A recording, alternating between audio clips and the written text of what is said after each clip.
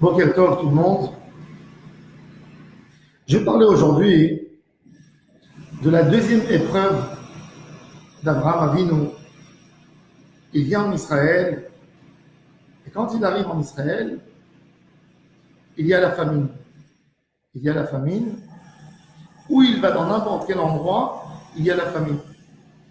Qu'est-ce qu'il fait Abraham? Il descend en Égypte pour chercher à manger. Pourquoi Abraham n'est pas retourné dans son pays natal? Deux raisons. Il n'était pas persuadé que dans son pays natal, il n'y avait pas de famine. Première chose.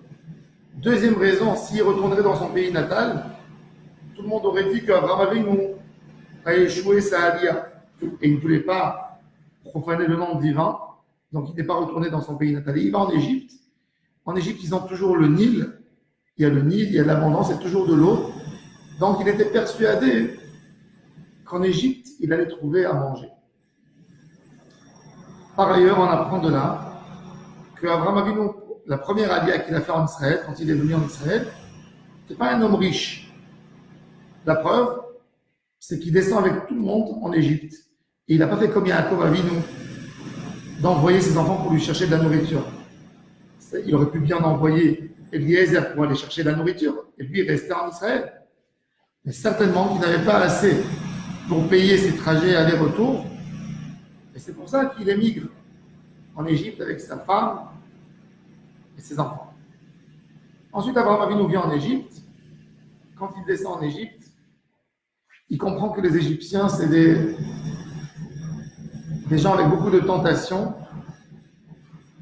des gens qui font beaucoup de mal dans le domaine du mariage, ils prennent des femmes mariées, etc. Et il dit à sa femme, j'ai peur qu'on me tue, parce que je suis ton mari.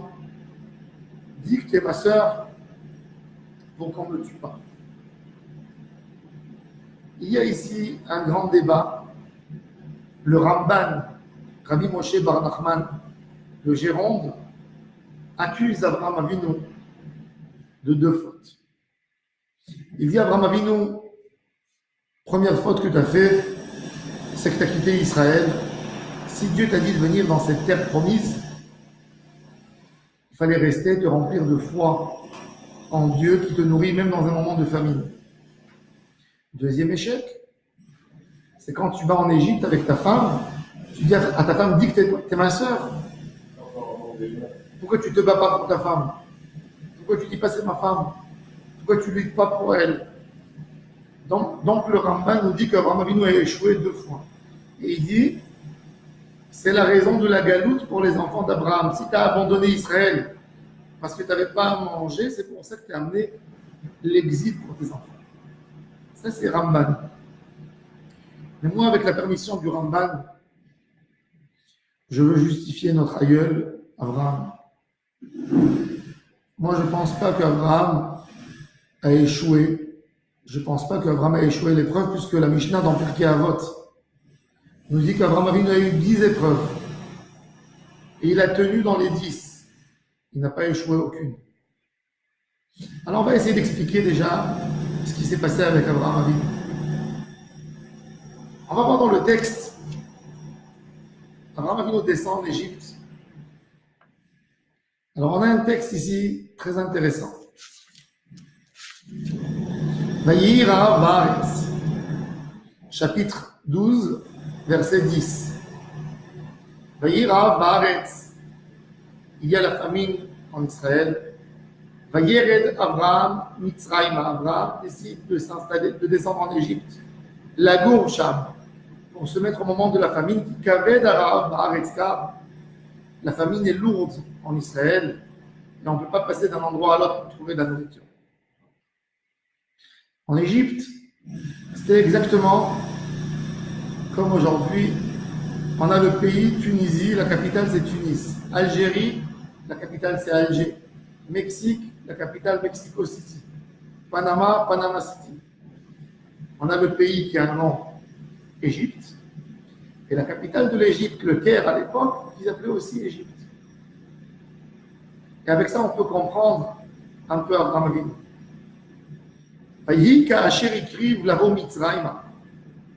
quand Abraham s'approche à venir en Égypte. C'est quoi? Ils écrivent Lavo Mitzrayim.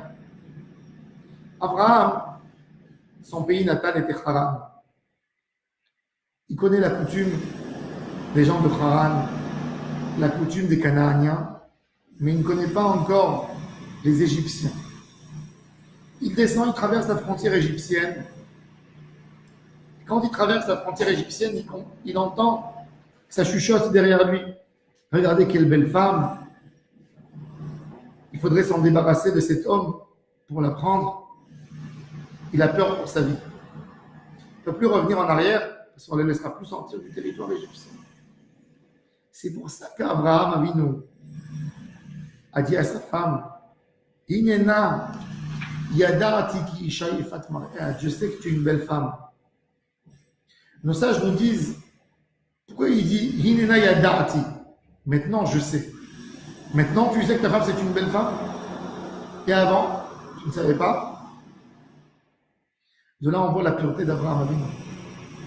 La beauté c'est relative. Un homme qui n'a jamais regardé les femmes, que la première femme qu'il a regardée, c'est elle qui s'est mariée avec elle, il ne sait pas si sa femme est belle ou pas belle. La beauté, c'est relatif.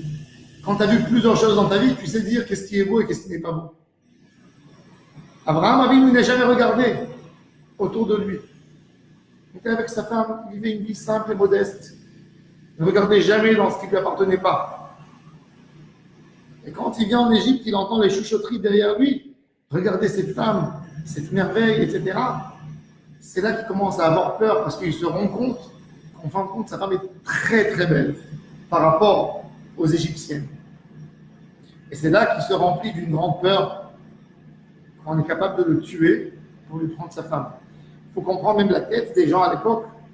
Il faut savoir que Sarah a 65 ans. C'est une femme âgée quand même. Et malgré tout, ils ont envie d'elle. Ça vous montre un peu le caractère des Égyptiens à l'époque. C'était les amis de Macron. Oui.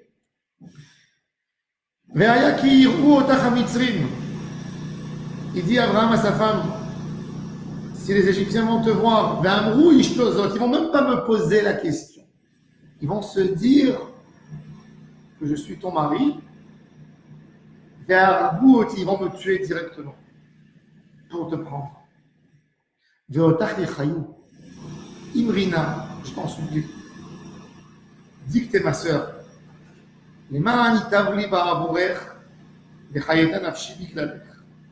Selon Rashi, le commentaire de Rashi, c'est très compliqué de comprendre le texte. Rashi, il a commenté les ma'anitavli ba'avourer, qu'on me fasse du bien, qu'on me donne des cadeaux. Mais selon Rashi, on n'arrive pas à comprendre, puisque après, le texte il dit je vais vivre grâce à toi. Est-ce qu'un homme veut d'abord des cadeaux et après vivre, ou d'abord vivre et après recevoir des cadeaux? Il veut d'abord vivre. Si Abraham se sent en danger de vie, qu'est-ce qu'il parle de cadeaux?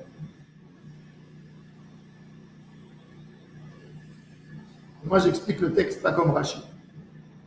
J'explique qu'Abraham Avinu lui dit, fais-moi un service pour vivre.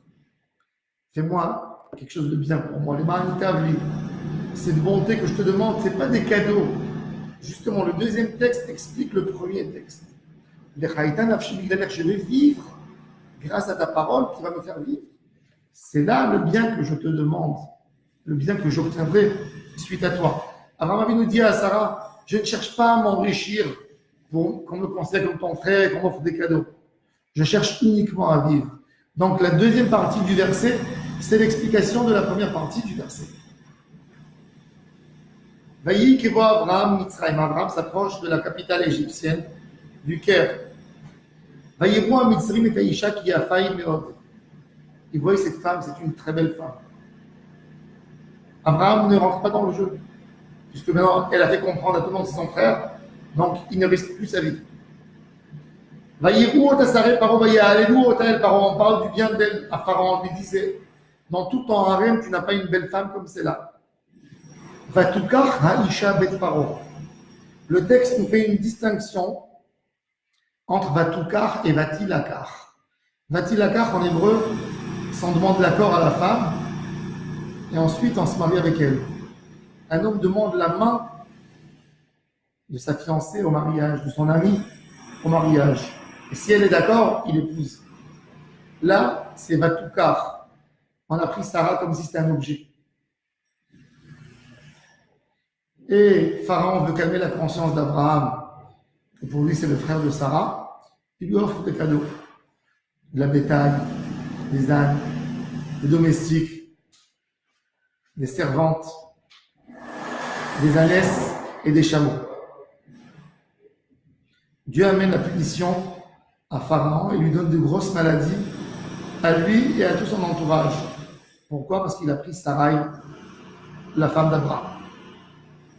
Il a pris Sarai, la femme d'Abraham. Dieu le punit. Comment tu peux prendre une femme mariée? Et tout de suite, Pharaon appelle Abraham. Il lui dit, qu'est-ce que tu m'as fait? Pourquoi tu ne m'as pas dit que cette femme était ta femme? Abraham ne lui répond pas. C'est très intéressant parce qu'il faut savoir que Sarai, 20 ans plus tard, quand elle a 90 ans, à peu près, elle se fait prendre une deuxième fois par qui? Par Avimelech, le roi de Guérar. Et quand Sarai, elle est prise par Avimelech, Dieu intervient, il ne donne pas de maladie à Avimelech. Il vient dans son rêve, il lui dit à Avimelech, pourquoi tu prends cette femme qui est mariée? Et Avimelech appelle Abraham et lui dit, c'est pas de ma faute. Tu m'as dit que c'était ta sœur. Et Abraham lui répond, j'avais peur qu'on me tue. J'avais peur de ton autorité. Mais chez Pharaon, Abraham ne lui répond pas. Parce que Pharaon était tellement mauvais qu'il avait l'intention de la prendre même si elle était mariée. Donc c'est qu'un jeu de mots, c'est pour ça qu'Abraham le rend ridicule, le laisse parler. Et dit, et quoi? Et si je disais que c'était ma femme, est-ce que tu te serais comporté avec moi d'une autre manière? Tu nous aurais laissé tranquillement. Et on voit que même Pharaon est conscient de la situation morale de son pays, qui donne des gardes-corps à Abraham pour l'accompagner jusqu'à la sortie du territoire égyptien. C'est-à-dire il a peur que s'il va laisser Sarai avec Abraham, on va leur faire du mal. À nouveau, même qu'elle était dans la maison du roi, que le roi l'a lâchée, il y a d'autres qui vont la prendre et qui vont essayer de la torturer, qui vont essayer de lui faire du mal. Ça, c'est l'histoire d'Abraham Avinu. Abraham Avinu n'a pas essayé d'échapper et de ne pas lutter pour sa femme. Quand il est arrivé sur le territoire égyptien, il a compris le danger où il est rentré. C'est là qu'il a compris le caractère égyptien. D'ailleurs, le Midrash nous dit que c'est pas pour rien.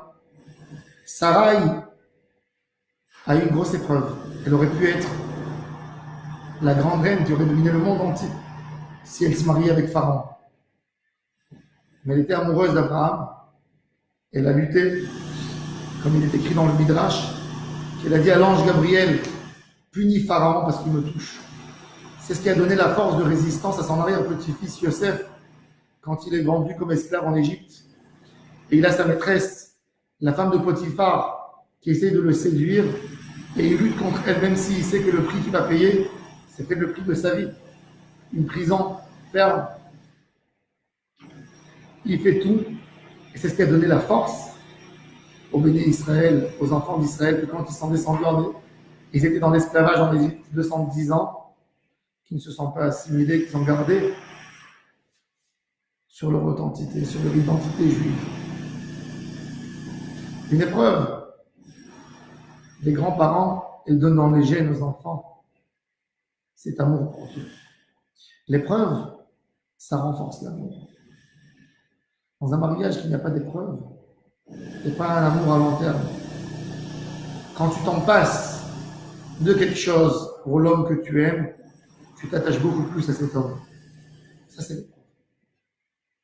Ce qui est très intéressant, c'est que quand Abraham quitte l'Égypte, la Torah, elle témoigne qu'Abraham monte en Israël chargé de bétail, d'or et d'argent. C'est-à-dire qu'Abraham a fait deux fois la Aliyah en Israël. 2 fois il est venu en Israël. Une fois comme un homme classe moyenne et une fois comme un homme de classe supérieure. Et malgré tout, Abraham Avinu ne change pas son comportement. La première Aliyah comme la deuxième Aliyah. Et c'est pour ça que la Torah nous témoigne. Vayelech le Masav, il a refait ses voyages depuis Negev jusqu'à Beth-El, dans le même endroit où il était avant. De servir Dieu avec la pauvreté et la misère ou avec la richesse, l'épreuve de la richesse est beaucoup plus dure que l'épreuve de la pauvreté. Un homme, quand il est riche, il n'y a rien qui lui manque. Et puisqu'il n'y a rien qui lui manque, il est plus loin de Dieu. Et malgré tout, Abraham Avinu, la Torah, elle témoigne sur lui qu'il avait exactement la même proximité avec Dieu. C'est pour ça, elle met comme un misbéach asher ha'asa sham. Vayikra sham Abraham, beshem Hashem Abraham Avinu. Dans tout endroit, il n'abandonne pas Dieu, même au moment de richesse. Il ne laisse pas Dieu. Toute sa vie, il cherche Dieu. Dans tout endroit où il va, il fait tout pour donner, pour aimer Dieu et pour diffuser le nom de Dieu. Et regardez l'épreuve. Son neveu Lot. Lot, c'est le fils de Haran, le frère d'Abraham. Haran est mort à Haran. Et Abraham a fait tout pour son neveu Lot. Lot s'est enrichi beaucoup. Abraham a fait toute occasion où Abraham pouvait gagner de l'argent, il a fait gagner son neveu aussi. Comme Abraham n'a pas d'enfant encore, Lot se considère comme l'héritier d'Abraham. Il fait du mal à Abraham. Il pense que tout est déjà à lui. Et Abraham a vu nous-mêmes que cette terre lui est promise. Quand il revient avec Lot, il dit à Lot, Lot, tu ne te comportes pas avec des valeurs comme que je t'ai enseigné toute ma vie. Rachid nous dit que les chameaux d'Abraham et la bétail d'Abraham, il faisait très attention quand il allait les faire brouter, de ne pas les faire paître dans des champs qui appartiennent à des personnes, que dans des déserts, dans des endroits qui appartiennent à personne. Et Lot allait faire paître ses troupeaux dans des champs qui appartenaient aux Canaaniens. Et Abraham lui disait, mais pourquoi tu fais ça? Il dit, mais c'est une terre promise pour nous. Il dit, non, Dieu nous la donnera d'une manière propre, pas comme ça. Tu ne peux pas aller voler et dire que tu es collé à moi. Donc Abraham avait nous voyait que ça parlait. Abraham dit à l'autre, on va se séparer. Mais c'est pas moi qui vais te chasser, même que ton comportement ne me plaît pas. Dis-moi où tu vas, j'irai à l'opposé. Je veux pas te chasser. Dis-moi, tu veux t'installer ici, moi je quitte l'endroit. Et l'autre qui cherche un endroit et qui va s'installer à Sodome à l'époque. Sodome, aujourd'hui, c'est un désert. Mais à l'époque, c'était un paradis. On a une source qui est grande à côté du Yam HaMelach, une belle source qui s'appelle la source de En-Gedi. L'eau de En-Gedi, l'eau de source. Et toutes les sources allaient dans cet endroit à l'époque. Ils avaient une abondance énorme d'eau. Et avec le climat chaud, donc ils avaient des fruits toute l'année. Tous les fruits, tout le temps. Et l'autre choisit cet endroit. Il veut prendre tout. Il dit à Abraham, tu ne te rapproches pas de En-Gedi, c'est à moi. Abraham lui dit, ok. Et Abraham quitte, va dans un autre endroit. Quand Lot arrive là-bas, il y a une guerre. Et Lot est pris en otage. Et Abraham va faire la guerre pour défendre son neveu Lot, qui lui a fait autant de mal, qui n'était pas reconnaissant, qui était ingrat. Ça, c'est Abraham. Ça, c'est l'épreuve d'Abraham. Et c'est ce que la Torah nous explique, l'image de ce père de la nation, Abraham Avinu, avec un cœur énorme. Dans tout endroit où il s'en va, il fait une tente ouverte à ses quatre côtés, pour qu'un homme qui vient du chemin, qui n'a même pas à faire le tour pour rentrer à la porte, qui trouve tout de suite pour rentrer. Tout homme qui rentre chez lui, il mange, il boit, il est servi, on lui donne un lit pour dormir et pour se reposer. Et c'est comme ça qu'Abraham diffuse le nom de Dieu. Dans tout endroit où il va, Abraham, c'est chesed, c'est la miséricorde. Il propage la bonté de Dieu par sa miséricorde personnelle. Et c'est comme ça qu'il rapproche l'humanité vers Dieu. On se colle dans les chemins d'Abraham Avinu, sa bonté et sa gentillesse. Je vous souhaite à tous et à toutes une excellente journée.